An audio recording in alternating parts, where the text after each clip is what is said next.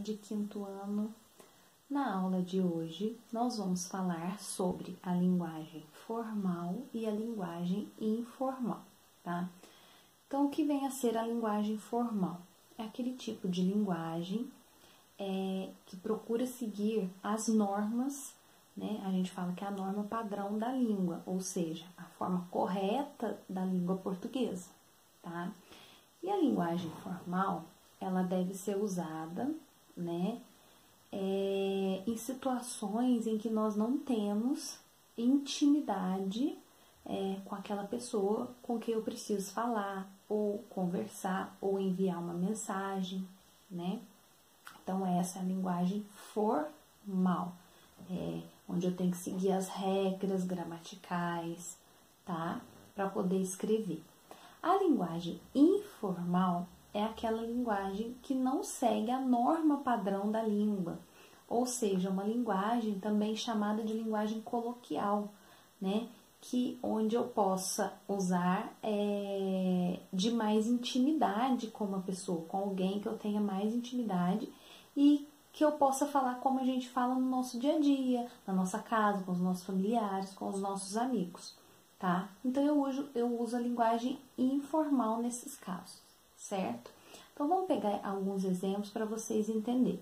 Então, o primeiro exemplo, eu peguei uma frase, que é a seguinte frase, ó.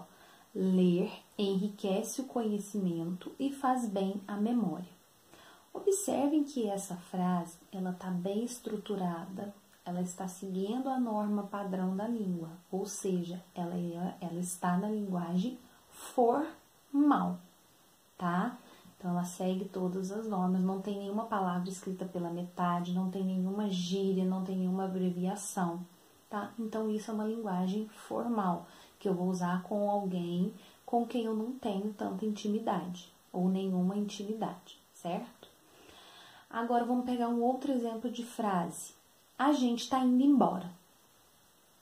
Reparem que essa frase, eu já usei uma linguagem um pouco mais descontraída. A gente tá indo embora, né? Esse tá é uma palavra que está escrita pela metade, porque o correto seria escrever está, né?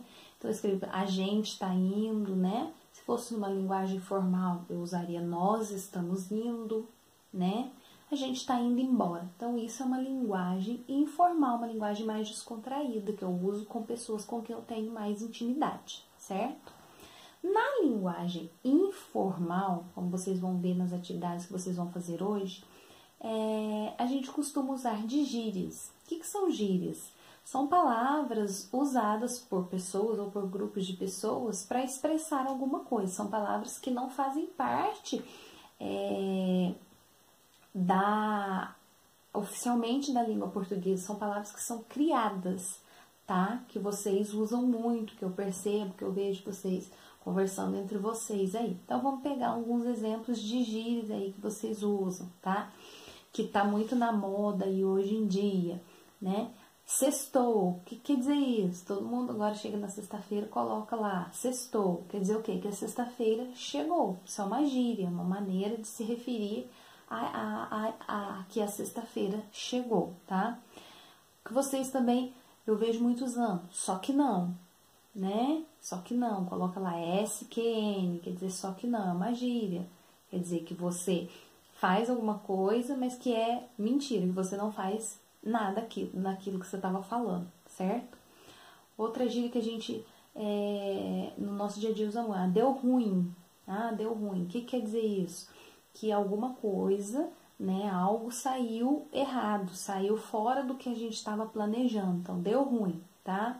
Beleza, e aí, cara, né? São várias gírias que existem e que as gírias, elas, né, normalmente, elas são usadas entre pessoas que têm um grau maior de intimidade, tá? E ela é usada na linguagem informal, tá? A linguagem formal, ela deve seguir as normas da língua, tá? Não deve ter palavras escritas pela metade, né? Abreviações, tipo, como a gente escreve muita mensagem, a gente coloca lá VC, né? Como se referir a você, coloca T BM para se referir a também, né? Obrigada, OBG somente. Então, na linguagem formal, eu não posso usar dessas abreviações, tá?